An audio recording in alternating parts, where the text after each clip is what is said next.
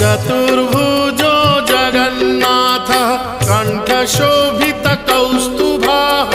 पद्मनाभो देवगर्भश्चन्द्रसूर्यविलोकनः जगन्नाथो लोकनाथो नीलाद्रीशः परो हरिः